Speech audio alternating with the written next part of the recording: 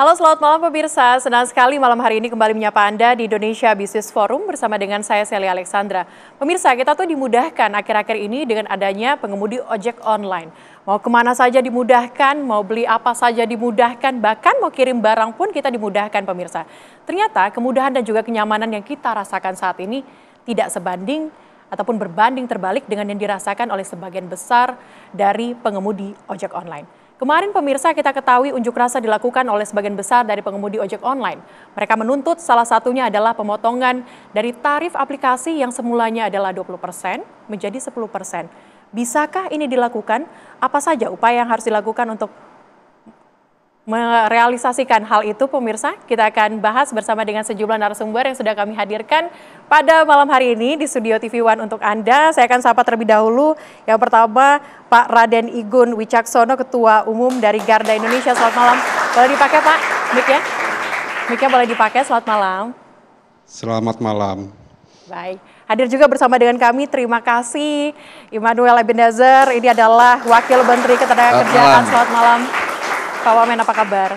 Alhamdulillah baik. Oke, siap. Dan juga kami juga hadirkan untuk Anda pemirsa, Pak Yunwar Arif Wibowo, anggota Komisi 5 DPR RI. Selamat malam. Selamat malam, Mbak Celia, seluruh pemirsa. Selamat malam. Dan juga hadir bersama dengan kami, Ibu Lili Pujiati, Ketua Serikat Pekerja Angkutan Indonesia. Selamat malam. Selamat malam. Kami juga hadirkan Pak Risnandar, juru bicara Kajol Komunitas Angkutan Ojek Online Indonesia. Selamat malam Pak Risnandar. Dan pemirsa, kami juga sudah mencoba untuk berkomunikasi atau menghubungi aplikator untuk hadir bersama dengan kami, kemudian berdialog dan juga berdiskusi bersama di Indonesia Business Forum, namun tidak bisa hadir pada kesempatan di malam hari ini pemirsa. Sebelum kita membahas mengenai hal ini, kita sedikit flashback kemarin seperti apa sih unjuk rasa yang dilakukan oleh teman-teman kita ataupun sebagian besar dari pengemudi ojek online. Berikut informasinya untuk Anda.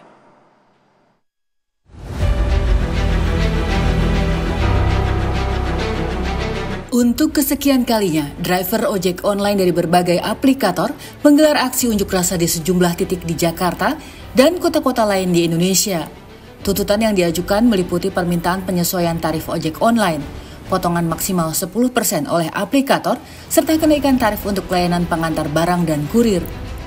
Hapus namanya hemat, program hemat dihapus, aceng dihapus, slot dihapus, yang segala apa berbayar dihapus ya buat aplikator. Aplikator tuh kebanyakan ngambil ya. Dari customer juga dapat, dari saya pun dapat. Menurut saya tolong hapus itu yang namanya aplikator yang ongkosnya cuma 5.000. Itu pesan saya dari hati kecil. Kadang saya ditanya sama istri, udah dapat berapa duit kamu? Kok belum kasih uang ke keluarga? Sedangkan saya kasih makan anak. Nih. Sementara itu perwakilan dari aplikator mengklaim tidak pernah melanggar aturan Kementerian Perhubungan, yaitu melakukan pemotongan lebih dari 20%. Kembali lagi kita benar-benar mengacu kepada peraturan Kementerian Perhubungan yang 80-20 ini adalah peraturannya begitu. Kenapa kadang-kadang mungkin bisa dilihat, oh kok kesannya lebih tinggi ya? Mungkin bisa saya jelaskan di sini juga. Yang pertama, kita ada yang namanya biaya jasa aplikasi. Ini adalah biaya yang 100% dari konsumen dan itu memang langsung kepada aplikator. Diskon itu kebalikannya 100% ditanggung oleh aplikator, gitu kan? Jadi tidak mengurangi pendapatan dari mitra, tidak juga memotong dari mitra. Jadi kita sebut saja tarif itu 10.000. Kalau 10.000 maka bagi hasilnya adalah 20% yaitu 2.000. Jadi yang didapatkan oleh mitra pengemudi itu adalah 8.000 begitu ya. Nah tapi itu di satu sisi ya, yaitu sisi mitra pengemudi. Kami juga ada tadi sisi pengguna. Jadi sisi pengguna tadi misalnya ada platform fee katakanlah 2.000 misalnya. Jadi yang dibayarkan oleh pengguna itu 10.000 tambah 2.000 jadinya 12.000. Nah, yang suka jadi masalah adalah yang dihitung itu 8.000 per 12.000, bukan 10.000. Nah, kalau 8.000 tadi itu dibaginya 12.000, maka sudah pasti lebih tinggi daripada 20%. Mengenai komisi, pemerintah telah mengatur komisi maksimal untuk aplikator sesuai keputusan Menteri Perhubungan nomor 1001 tahun 2022. Aplikator hanya boleh mengambil komisi maksimal 20% dari mitra. Saat ini, kewenangan untuk mengubah komisi yang diterima oleh driver ojek online ada di tangan Kementerian Perhubungan. Mungkinkah ada jalan keluar? Tak kuasa kita mendengar pemirsa tadi di paket pengantar apa yang disampaikan oleh sebagian besar driver online ataupun pengemudi online ini terkait dengan apa yang dialaminya saat ini. Tapi salah satu tuntutannya adalah adanya rapat dengar pendapat. Kita sudah dengar tadi sampai dengan sore hari. Pak Yanuar, mungkin Anda bisa sampaikan kepada kami apa saja kemudian ini dibahas dalam RDP tersebut. Ya, tadi kita menerima dari 66 komunitas atau paguyuban ojol di Komisi 5, kita dengar apa yang selama ini menjadi kegundahan kawan-kawan sehingga tanggal 20 Mei kemarin turun ke jalan. Yang pasti ya, yang menjadi tuntutan teman-teman ini kan berangkat dari kebutuhan yang harusnya 20% menurut ketentuan di perhubungan, tapi pada faktualnya teman-teman ojol ini dipotongnya 30, 40 bahkan 50%. Kan ini biang keroknya ini kan di sini. Aplikator tidak konsisten dengan apa yang sudah diatur ya. Sehingga ada tuntutan dari teman-teman ini mulai dari 10% untuk aplikasi, ditambah lagi fitur-fitur yang itu kemudian memberatkan teman-teman ojol.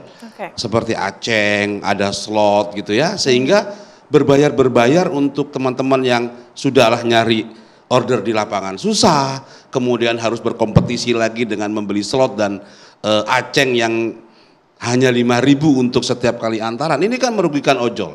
Nah tentu semua masukan ya yang disampaikan tadi oleh teman-teman ojol, ini kita sudah mulai kick off ya. Kita sudah mulai kick off untuk mempersiapkan payung hukum yang lebih lengkap. Jadi pimpinan DPR, Pak Dasko sudah memberikan disposisi kepada kami di Komisi 5 untuk segera, karena ini sangat urgent. Teman-teman ojol ini belum punya payung hukum sebenarnya.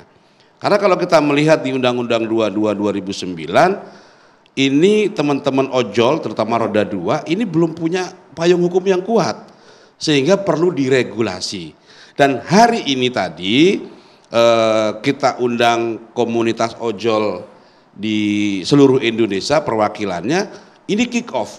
Kita mulai rapat dengar pendapat, kita serap dari apa keinginan teman-teman ojol, nanti kita akan undang yang lain, aplikator kita undang, pelaku UMKM kita undang gitu ya, konsumen juga nanti kita undang, payment gateway-nya juga kita undang ya. Karena transportasi online ini sekarang sudah menjadi sebuah ekosistem bisnis yang baru. Betul. Bukan hanya masalah ojol dan aplikator, tapi juga ada merchant di situ, ada UMKM di situ, ada konsumen juga ada konsumen di situ, ada pola payment gateway yang juga berbeda gitu ya.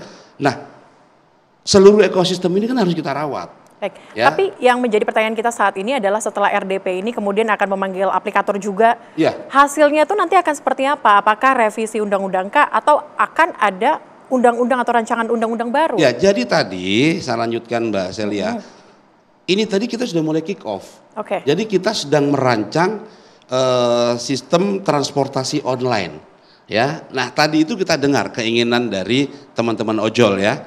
Apa sih sebenarnya yang diharapkan kalau undang-undang ini terbentuk sehingga mereka terlindungi, gitu ya. Nanti dari sisi aplikator juga sama. Kita mau dengar apa yang menjadi concern mereka, ya. Dan seluruh stakeholder termasuk nanti para pakar tentu kita akan libatkan. Dan ini membutuhkan partisipasi publik yang besar. Sehingga undang-undang nanti tentang transportasi online ini yang terus terang ini semakin didorong sama pimpinan DPR. Jadi Pak Dasko punya konsen terhadap masalah ini sehingga mudah-mudahan dalam waktu yang tidak terlalu lama lah ya ini bisa diselesaikan dan teman-teman ojol itu punya payung hukum dan punya daya ikat ketika itu menjadi sebuah undang-undang. Berarti akan ada undang-undang untuk pengemudi ojek online. Jadi ya? undang-undang transportasi online lah kira-kira Undang-undang gitu ya. transportasi Untuk online. awalnya nanti judul seperti apanya ini akan berproses. Baik, saya akan bergeser ke Pak Igun. Pak Igun, mungkin Anda bisa sampaikan kepada kami, tadi sempat ikut RDP juga atau bagaimana? Ya, hari ini sampai tadi sore ya kami mengikuti RDP bersama Komisi 5 menyampaikan aspirasi-aspirasi kami nih bersama sekitar 66 dari aliansi, organisasi, teman-teman semua ini satu suara ya. Jadi aspirasi kami terfokus pada satu, yaitu potongan biaya aplikasi 10% itu. Oke. Jadi kita memang tadi aspirasi kami ini terfokus pada satu itu dulu. Terfokus pada itu. Ya. Artinya kalau kita melihat, kalau saya baca di media online begitu, ada beberapa, ada yang tuntutannya 5, ada yang tuntutannya 9. Kalau Anda sendiri dari Garda tuntutannya apa saja, Pak? Tuntutan kami hanya yang pertama nih, adanya payung hukum untuk transportasi online, khususnya untuk ojol ya, karena ojol ini belum ada payung hukum, belum ada perlindungan hukum. Ini konsisten dari tahun 2017 kami perjuangkan terus hingga saat ini. Nah yang kedua, nah ini yang memang dinamika yang terbaru ini adalah mengenai potongan biaya aplikasi. Ini yang kedua. Potongan biaya aplikasi 10% itu. Jadi dua poin. Lalu yang ketiga, revisi tarif. Karena di Kepmenhub 1001 tahun 2022, dari tahun 2022 hingga saat ini belum ada revisi. Sedangkan di dalam Kepmenhub tersebut, revisi itu harus dilakukan evaluasi per 6 bulan. Nah ini belum pernah ada evaluasi, sehingga kita meminta tolong itu ditinjau, dievaluasi.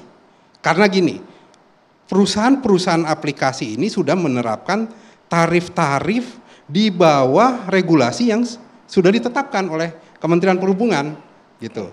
Nah ini 3 poin utama itu kita. 3 poin utama itu. Artinya 10% itu tidak bisa diganggu gugat, tetap 10%? Tidak bisa diganggu gugat. Kita udah sepakat. Oke. Kami pun kemarin sudah menyampaikan secara unjuk rasa dengan masa berbagai aliansi. Oke. Semuanya 10%. Oke, baik. Selain Garda, pemirsa, kita juga hadirkan ada SPAI dan juga Kajol, tapi kami akan dengarkan bagaimana kemudian tuntutan dan juga apakah sepenuhnya mengikuti demonstrasi kemarin, tapi usai jeda tetaplah bersama kami di Indonesia Business Forum.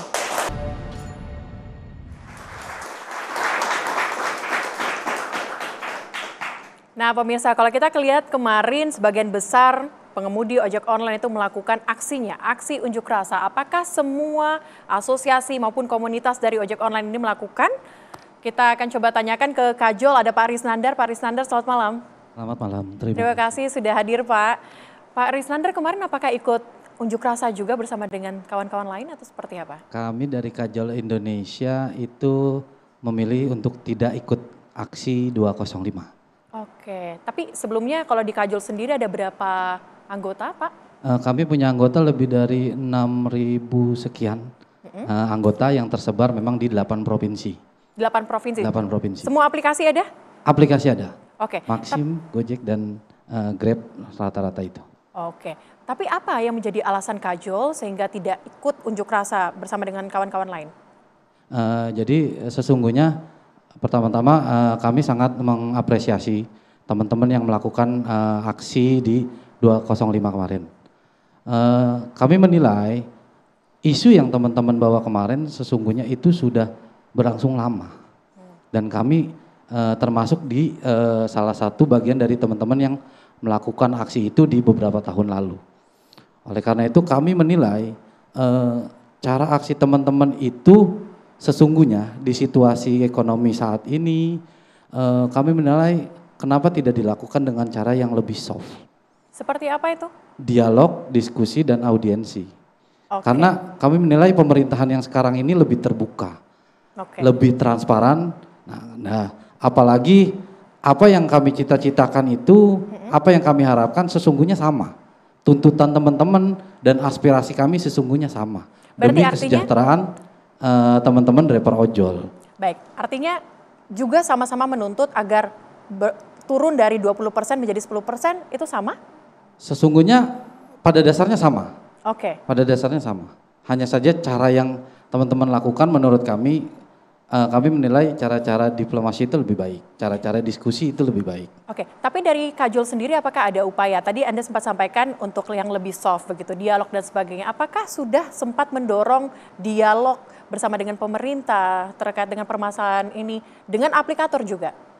Kami mungkin bersama teman-teman belum pernah ada yang mengajak kami berdiskusi. Makanya kami lebih menilai itu cara yang lebih baik karena ya kami sendiri belum pernah diundang untuk berdiskusi baik dengan pemerintah maupun dengan teman-teman sendiri di aliansi driver ojol yang melakukan aksi kemarin. Makanya dengan hasil tadi rapat RDP ya, itu kan menurut kami ya tujuan kami memang seperti itu. Kenapa tidak kepanjangan tangan pemerintah lah yang nanti membuat kebijakan regulasi, karena ya seperti kita ketahui aplikator kan berpaku sama peraturan pemerintah. Jadi kami menilai ya pemerintah lah yang harusnya hadir di sini, dan kami menilai aspirasi kami itu sewajarnya dan seharusnya memang dilakukan dengan cara ya kita duduk dengan pemerintah supaya hasilnya itu memang sesuai harapan pemerintah, dan keputusan pemerintah kan seharusnya memang dilakukan sama aplikator, dan itulah yang kami dorong. Jadi secara garis besar sesungguhnya kami mendukung aspirasi, teman caranya kami berbeda, begitu. Mempunyai pandangan ataupun cara yang berbeda. Betul. Saya ke Bu Lili. Bu Lili, mungkin Anda bisa gambarkan kepada kami, kemarin kan melakukan unjuk rasa, apakah juga sama dengan Garda tuntutannya? Apakah ada tuntutan yang berbeda, Bu? Terima kasih. Yang pasti tuntutannya ya ada sedikit perbedaan ya. Yang pasti kalau untuk 10% ya kami satu suara.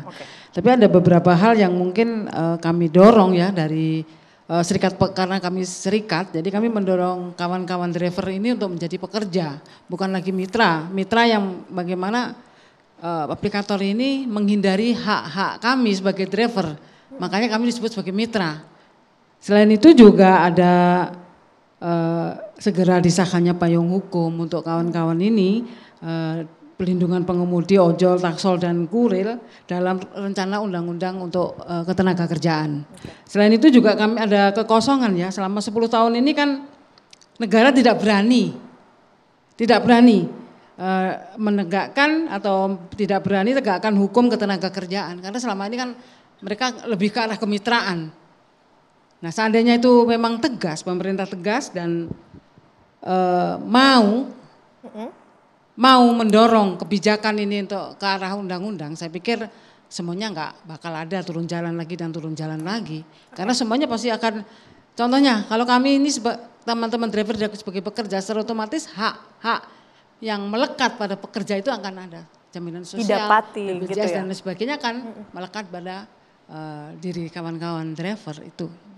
Tapi yang menarik dari Bu Lili adalah kalau saya lihat dari pernyataannya, mungkin dari Garda dan sebagainya itu mengacu kepada Kemenhub ya.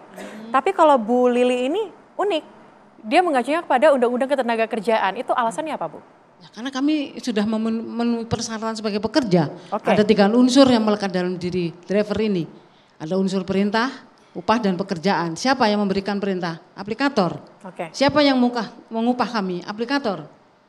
Yang memberikan pekerjaan kami siapa? Aplikator. Jadi menurut kami sudah lengkap dan bisa diakui sebagai pekerja seperti itu. Pak Wamen silakan menanggapi dari Bu Lili dan juga yang lainnya. Terima kasih Bu Lili. Ini kan kekosongan hukum ini kan terjadi sudah sekian lama ya, udah 10 tahun lebih lah. Dan ini menurut kita hal yang meresahkan warga negara yang bekerja di republiknya, lantas mereka tidak punya payung hukum. Dan ini ya akhirnya dijadikan momentum atau dimanfaatkan oleh para aplikator. Karena kita lemah soal itu. Di sisi lain ada beberapa negara Eropa, Singapura dan sebagainya sudah memposisikan aplikator itu driver ini sudah menjadi sebagai pekerja. Itu. Dan ini yang semoga nanti perjuangan kawan-kawan driver ini bisa terwujud di Kementerian Tenaga Kerja. Kami punya komitmen mendefinisikan definisi yang sekian lama dari Republik ini merdeka sampai akhir ini ada, yang namanya kemitraan itu saling menguntungkan, bukan saling merugikan. Nah, kenapa kawan-kawan demonstrasi kemarin berarti ada yang dirugikan oleh aplikator. Nah, jangan sampai bias atau penyimpangan definisi. Nah, kita mau kembali lagi definisi negara ya seperti ini, bukan negaranya. Pada umumnya Republik ini yang namanya mitra itu saling menguntungkan. Tapi sulit tidak untuk membuat mitra kemudian berubah menjadi pegawai tetap mungkin tenaga kerja? Nah, itulah kita coba rumuskan karena ini kan tenaga kerja yang berbasis digital ya, platform digital. Beda dengan pekerja-pekerja lain atau kawan-kawan buruh yang lain. Memang tadi definisi atau unsur dari pekerja itu sudah ada tiga tadi yang disampaikan Bu Lili ya, soal upah, pekerja diperintah dan sebagainya. Itu betul, itu definisi sebagai buruh. Nah itu, tapi kan ini di platform digital ini kita coba cari rumusan yang tepat lah. Jangan sampai nanti kita kan berharap industri digital ini tetap berjalan, tapi dengan satu syarat, sejahterakan kawan-kawan drivernya. Karena negara hari ini hanya meminta itu. Selain bayar pajak, sejahterakan kawan-kawan driver. Gitu. Karena kita tidak punya kepentingan, jangan sampai kita sebagai negara, sebagai regulator, lantas kemudian malah kita tidak mampu menjembatani persoalan ini. Nah tugas kita lah negara harus hadir terhadap problem-problem seperti ini. Contoh sederhana kemarin puluhan tahun mereka tidak pernah mendapatkan namanya THR. Dengan kita cuma berapa bulan itu bisa kita wujudkan. Karena gini, negara sifatnya memaksa. Dengan apa? Dengan namanya regulasi. Gitu. Itu namanya negara. Jadi sekali lagi kita saya Kementerian Tenaga Kerja sangat mendukung apa yang dilakukan oleh kawan-kawan driver ojek online yang kemarin melakukan demonstrasi dengan tuntutannya, dan alhamdulillah mereka berserikat berkomunitas. Artinya kesadaran berorganisasi sudah ada, tidak ada kerusuhan, gitu. Kan luar biasa. Kita patut apresiasi. Ribuan orang di jalanan dengan teriak-teriak, dengan semangat yang luar biasa yang dituntutkan, tidak ada satupun kegaduhan. Tapi termasuk dengan pemotongan beda dengan gini, beda dengan kemarin yang hanya puluhan dan ratusan di Kementerian Tenaga Kerja bakar-bakaran. Aneh kan? Berarti ini siapa nih yang bakar-bakaran ini? Siapa yang nyuruh nih? Kalau seandainya aplikator yang nyuruh, saya katakan mereka layak keluar dari Republik ini. Oke, baik. Kalau tadi kita sudah dengar, saya dengar dari DPR bahwa akan memanggil aplikator pekan depan. Kalau dari Kementerian Anda apakah juga akan memanggil aplikator terkait dengan permasalahan ini? Kita udah pernah panggil gara-gara BHR. Mayoritas nipu. Nipu seperti apa? Bohongin kita. Presiden dibohongin, kita dibohongin, rakyat dibohongin, driver online juga dibohongin. Itu konteksnya yang soal BHR? Soal BHR. Mereka sepakat mau ngasih. Mereka bilang sekian, ternyata ada yang cuma 50.000, ada yang benar-benar nggak dikasih. Udah rakus, nipu lagi. Tapi ini kan kelanjutannya terkait dengan setelah BHR ada lagi para ojek online ini menuntut agar turun dari 20% menjadi 10% nih Pak Wamen. Apakah ini juga akan dibantu oleh Pak Wamen sendiri? Gini, untuk itu kan domainnya ada di Kementerian Perhubungan. Kami nggak mungkin lah menyentuh wilayah yang bukan wilayah kami.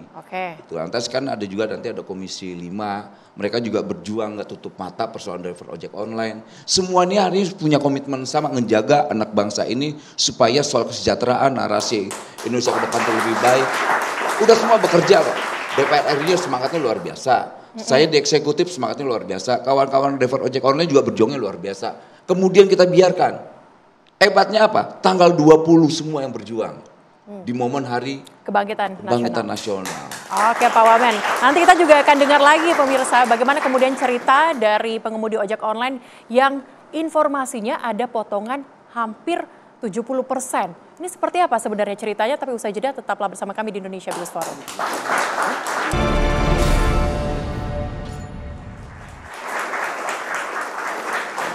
Anda kembali di Indonesia Business Forum pemirsa. Kita belum dengar sebenarnya cerita yang terjadi itu seperti apa sih dari teman-teman ojek online yang sebenarnya yang dirasakan selama ini. Kalau kita order saja mereka dapat berapa? Saya mau ke Bu Lili dulu. Bu Lili, boleh ceritakan kepada kami Bu Lili, selama ini kalau misalnya order itu sebenarnya penghasilan yang Ibu bisa dapatkan dari misalnya 12.000, Ibu dapatnya berapa? Itu ceritakan deh Bu kepada kami.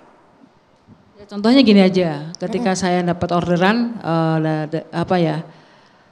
customer membayar misalkan 18.500, tapi yang saya terima hanya 5.200. 5.200? Ya, nah itu kan menurut saya nggak adil gitu loh. Oke.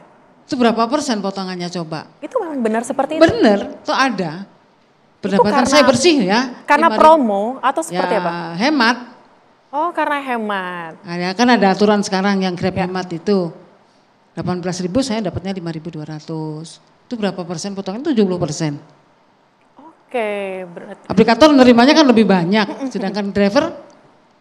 Tapi gini, yang ingin kami tahu juga kalau tadi kita sudah dengarkan bahwa dari aplikator mengatakan ada namanya potongan yang dibebankan kepada konsumen, ada potongan yang dibebankan kepada pengemudi, begitu. Apakah mekanisme seperti ini sudah dijelaskan di awal?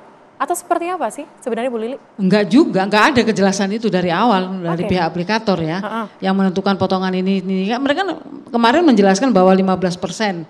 Yang 5% itu untuk kesejahteraan driver. Tapi kesejahteraan seperti apa? Kami nggak pernah nerima itu. Bahkan ketika kami kecelakaan, laka ya. Ketika kami laka, kalau kami sedang tidak membawa orderan ya, itu tidak bisa di-cover. Jadi ketika kami misalkan saya ngantar orderan ke titik pengantaran selesai, kami selesaikan pengantaran, ya kita tidak minta seperti itu, kita balik badan, motor kita ditabrak atau tabrakan, itu udah nggak di-cover karena kami sedang tidak membawa orderan. Yang pasti kan itu tidak adil juga. Tapi sudah coba untuk dikomunikasikan dengan aplikator terkait dengan hal tersebut? Kami sudah, cuman ya aplikator sepertinya kalau kamu mau terima ya silakan, nggak mau terima ya sudah. Terus kedua juga mereka ketika melakukan putus mitra atau PM itu tanpa kejelasan, hanya lewat email Anda sudah tidak menjadi mitra kami dan semoga Anda ke depannya lebih sukses, itu aja. Sepihak? Sepihak. Mohon maaf Bu, mungkin kami pengen tahu juga Bu, kalau dalam satu bulan Ibu bekerja full begitu, kira-kira penghasilannya berapa banyak Bu? Kadang-kadang sehari ya nggak 75, tinggal mengkalikan saja. Kalau saya Sabtu Minggu misalkan saya nggak ngebit, ya tinggal potong 2 hari. Oke. Kita pakai pukul rata lah sehari 100.000, berarti 1 bulan kan 3 juta. Oke. Nah kalau itu tidak Sabtu Minggu sudah kepotong 8, berarti kan di bawah jauh UMR. Baik. Kalau Garda, apakah hal serupa pernah dirasakan juga atau seperti apa? Ya, ini keluhan-keluhan yang umum kami terima informasi dari rekan-rekan. Bahwa kalau untuk harian saja, contoh Jakarta, di Jakarta ini UMR-nya kita patokan pada UMR itu di 5.200.000 sekian. Yang diterima rekan-rekan ini sangat jauh. Harian mereka net bawa pulang ke rumah bahkan ada yang di bawah Rp50.000 gitu. Karena banyaknya paket-paket promo yang diterapkan oleh aplikator, belum lagi potongan yang besar. Sehingga ini sudah sangat menekan pendapatan dari teman-teman. Nah kita juga minta beberapa bukti, coba sini berikan bukti-bukti bahwa kalian ini telah dipotong sekian persen. Dan bukti-bukti penerimaan mereka dari program paket-paket promo. Ada lagi satu, ada namanya program prioritas. Jadi prioritas segini. Kalau dia mau dapat order, dia harus bayar dulu ke perusahaan aplikatornya, gitu. Kalau nggak mau bayar ya sudah nggak masalah. Tapi mereka bisa seharian itu kosong, nggak dapat order, gitu. Nah ini kita sudah uangnya dipotong, kalau mau dapat order kita bayar. Bayarnya berapa? Bayarnya itu memang nggak besar, ada yang 5.000, ada yang sampai Rp30.000. Tergantung mau seberapa banyak dia dapat order dalam 1 hari itu. Nah ini suatu bentuk kok kita mau udah dipotong banyak, kita harus kasih uang lagi ke perusahaan aplikator ini. Uang kita ini makin kecil saja. Kalau tidak seperti itu, kita malah nggak dapat sama sekali penghasilan setiap hari. Gitu.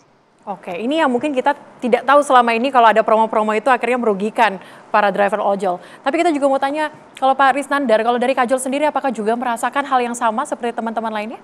Kalau merasakan pasti ya, karena sesama ojol ya pasti merasakan hal yang sama. Tapi balik lagi kalau kami menilainya memang betul dari potongan 20% itu yang disampaikan itu ada yang dialokasikan untuk beberapa program yang balik lagi ke mitra itu sendiri. Dan alhamdulillah dari kami dan beberapa teman kami pun pernah ada yang dapat contohnya beasiswa dari aplikator itu memang mendapatkan itu gitu. Jadi menurut kami kalau secara apa yang disampaikan Pak Igun itu kan lebih tepatnya, mohon izin, lebih tepatnya itu potongannya setelah, bukan ketika kita mau narik itu sudah dipotong. Jadi nanti bayarnya setelah, sehari setelahnya, bukan pada saat kita baru mau ambil paket itu kita sudah membayar, jadi setelahnya. Itu saja sih yang mau diluruskan, tapi balik lagi semua sama. Teman-teman itu merasakan hal yang sama karena tidak ada pengecualian. Ojol semua sama. Makanya ya kami mendorong, kami sepakat di tuntutan teman-teman dan aspirasi teman-teman, kami sepakat di situ. Tapi caranya yang berbeda. Kenapa? Ya kami melihat kita sebagai ojol pun, sebagai sesama rakyat, kita melihat negara ini, kita punya tanggung jawab yang sama menjaga stabilitas nasional. Yang kami takutkan dan mungkin semua takutkan kan ketika ada aksi, akhirnya iklim investasi itu menjadi kurang baik. Banyak ketakutan gitu sih. Baik, Pak Trisnandar. Pak Yanuar, silakan, ini kita sudah dengar ada 3 aspirasi dari teman-teman. Ini bagaimana? Secara umum ya, ini problemnya satu. Mereka ini lemah perlindungan hukumnya. Jadi kawan-kawan ojol ini tidak dilindungi karena memang selama ini belum ada regulasi ya yang melindungi mereka ini. Ya bahasa kasarnya mereka ini diperalat sama aplikator. Gitu loh, aplikator mau bikin program apa saja mereka nggak bisa melakukan apapun. Protes nggak bisa, ya kan? Ibaratnya mau ambil syukur nggak ngambil ya sudah. Nah posisi mereka ini kan lemah. Sementara Pak Menteri, Pak Wamen ya di Ketenagakerjaan juga belum bisa masuk ke sektor ini. Nah lemahnya itu kita ingin menginisiasi ini. Ini harus segera selesai ya. Teman-teman ini harus diberikan perlindungan melalui undang-undang transportasi online ini. Nah nanti ketika ada undang-undang ini akan mengatur hak dan kewajiban semua pihak yang ada di dalam ekosistem ini. Gitu. Tapi Pak Yanuar, mungkin teman-teman atau driver ojol ini tidak pengen ini lama begitu, pengennya cepat segera untuk disahkan begitu, kalaupun nanti ada undang-undang untuk pengemudi online begitu ya. Mudah-mudahan ini tidak lama online. Ya. Mudah-mudahan ini tidak lama karena ekosistemnya sebenarnya sudah nampak gitu ya. Tinggal nanti partisipasi publik ya, memberikan masukan ya, para stakeholder yang akan terlibat di dalam ekosistem transportasi online ini duduk, kemudian kita rumuskan, ya sudah, kita dorong prolegnas, selesai. Kalau DPR itu mau cepat bisa, mau lambat-lambat juga bisa. Tapi Pak Yanuar, ini kalau kita mengacu kepada undang-undang bahwa kalau motor itu bukan bagian dari angkutan umum, ini apakah nanti juga akan ada undang-undang yang berbeda atau bagaimana? Ini dia, kenapa penting kita mendorong undang-undang transportasi online. Di 2009 tentang LHJ, pasal 47, itu roda 2 tidak dikategorikan sebagai angkutan umum. Bukan dilarang ya, tidak masuk dalam kategori. Karena apa? Karena ini berbahaya. Motor itu tidak untuk kendaraan angkutan umum. Dengan lahirnya transportasi online ini akan jadi leg spesialis. Kita akan izinkan roda 2 menjadi angkutan, tapi dia harus berbasis aplikasi. Dia harus dimonitor, ya. Waktu kerja mereka dimonitor, jarak tempuh mereka dimonitor. Untuk apa? Untuk keselamatan para pengendara, untuk keselamatan para penumpangnya. Nah, kalau dia tidak berbasis aplikasi, dia kena di 22/2009. Dia tidak boleh menyangkut penumpang. Jadi nanti ketika ini diregulasi di transportasi online, nanti teman-teman ojol jam kerja misalnya, waktu terima order itu kan terrecord di dalam sistem.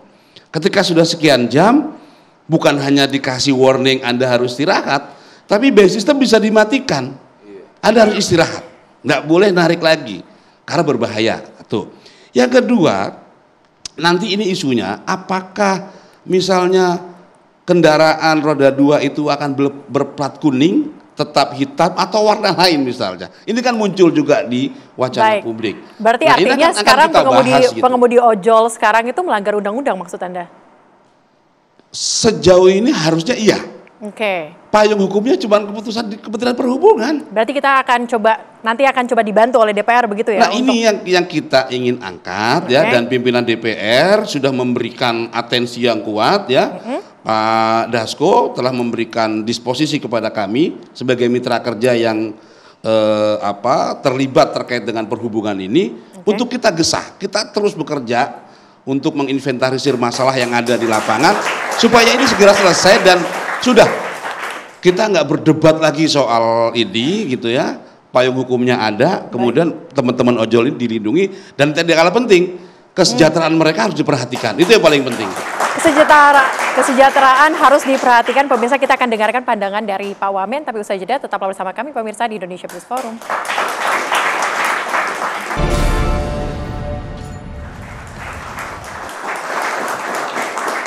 Pemirsa, Anda kembali di penghujung segmen dari Indonesia Business Forum. Saya ke Pak Wamen. Pak Wamen, apa kemudian langkah dari pemerintah terkait dengan permasalahan driver ojol ini, Pak? Ya, kita tetap sedang mencari formulasi yang tepat ya, karena biar gimana pun aplikator ini kan perusahaan. Gitu. Kemudian kita mau mendirikan kawan-kawan driver ini sebagai pekerja atau apa, ya nanti kita coba mencari rumusannya bersama. Kita akan melibatkan kawan-kawan driver, kemudian Komisi 5 kita diskusikan semua. Karena kan nih ada 3 lembaga kementerian ya yang punya regulasi terkait kawan-kawan driver, misalnya kayak KMDG, Kemenhub dan Kemenaker. Jadi semoga nanti ada sebuah kesepakatan bersama yang bisa menjawab problem-problem ini yang pada akhirnya ya bisa membuat kawan-kawan juga senang, kawan-kawan aplikator juga nyaman. Karena kan kita tidak mau kita sebagai negara membiarkan warga negaranya berdiri di tengah-tengah yang tidak jelas ini gitu loh. Ada negara tapi warganya tidak terlayani, gimana cara logika berpikir negara ini gitu loh. Nah itu yang menjadi tantangan kita ke depan agar regulasi yang nanti kita buat itu memastikan ekosistem ini berjalan dengan baik ya. Tidak hanya kita menguntungkan aplikator, tapi juga kita harus melihat kesejahteraan kawan-kawan pekerja. Kawan-kawan driver ini kan tidak minta mereka digaji sebesar-besar ya, tidak. Mereka cukup dengan kesejahteraannya, bukan malah ditekan dengan program-program yang malah membuat mereka semakin susah. Semakin tertekan begitu ya. Itu yang membuat kita sedikit marah ya. Kalian ini kok mencari duit di Republik ini, kalian kayak penindas semua ini gitu loh. Mereka mengeksploitasi dengan semau-maunya mereka. Dulu mereka ini kan para raja nih, driver-driver ini. Saya masih ingat 2016, 2015 para driver ini kan dipanggil-panggil. Ada yang sebagian ojek-ojek opang itu, pangkalan itu dikasih duit kok agar bisa masuk di aplikasi. Nah, sekarang mereka bukan lagi sebagai raja. Mereka seperti budak hari ini. Dan itu yang kita marah, nggak bisa. Kalian lupain sejarah itu. Ingat, driver saat aplikasi masuk Republik ini, mereka seperti raja. Tapi sekarang apa? Seperti budak. Bahkan diancam-ancam, kalau nggak mau ya sudah pergi. Posisi mereka sudah semakin serendah-rendahnya. Dan ini kita tidak bisa biarkan ini terjadi. Atau paling tidak gini, pesta pora mereka harus kita hentikan. Gitu. Baik. Terima kasih Pak Wamen. Kalau dari DPR sendiri seperti apa? Berapa lama RDP akan berlangsung dan kapan teman-teman bisa merasakan angin segar? Ya, ini kita sudah kick off untuk jalan menuju transportasi, undang-undang transportasi online. Ya, hari ini kita sudah kick off dan ini terus akan berjalan. Dan yang penting adalah undang-undang ini lahir, ini untuk melindungi semua pihak. Ekosistem transportasi online ini harus dijaga karena semua anak bangsa, mulai dari driver ya, kemudian di situ ada aplikator, kemudian ada konsumen, ada merchant ya, dan semua yang terlibat di situ. Nah, yang tidak kalah penting adalah ini harus berasas keadilan ya, semua harus mendapatkan profit sharing yang adil. Ya, tidak boleh ada yang merasa mendapat keuntungan besar terus kemudian menindas yang lemah. Ini nggak boleh lagi. Makanya undang-undang ini mudah-mudahan bisa segera kita kita putuskan gitu ya, sehingga teman-teman ojol itu bisa terlindungi ya. Dan yang kedua, yang ini menjadi utamanya adalah kesejahteraan mereka bisa dijamin dengan sistem transportasi yang baik. DPR bisa jamin tahun ini selesai? Mudah-mudahan. Mohon doa semua pihak ya, dan terus dorong kami bersama seluruh stakeholder yang ada. Mudah-mudahan ini bisa kita selesaikan dalam waktu yang cepat. Kita dukung, jangan tidak. Artinya ini kita melihatnya ke depan ini langkah DPR, langkah eksekutif udah pada tracknya lah. Kita semua berjuang untuk hal yang seperti ini. Baik. Jadi kita butuh dukungan publik ya. Betul.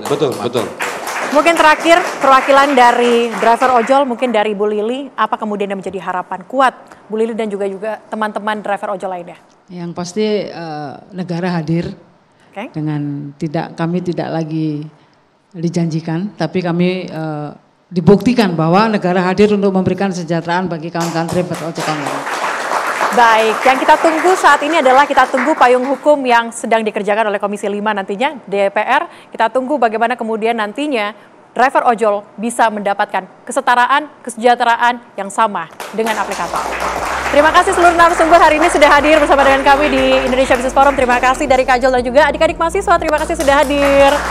Dan pemirsa, kita ketemu lagi pekan depan dengan tema yang menarik tentunya untuk Anda. Saya Celia Alexandra, terima kasih, sampai jumpa.